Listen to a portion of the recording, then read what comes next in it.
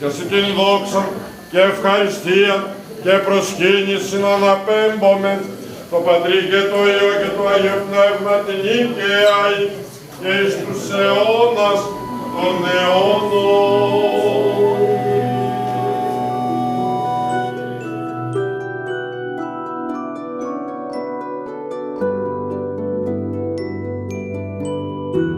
Τα συναισθήματά μας σήμερα είναι ανάμεικτα.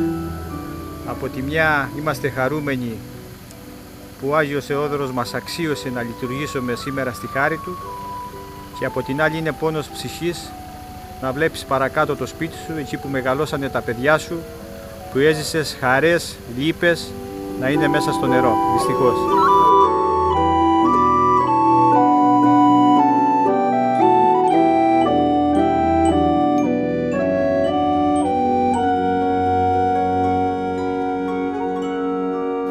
Σήμερα είμαι πολύ ευχαριστημένη που είδαμε τα νερά και πήγανε πιο κάτω και η ίδια σε εκκλησία μας και τη λειτουργήκαμε. Την ενοικοκυρεύσαμε και τη λειτουργήκαμε.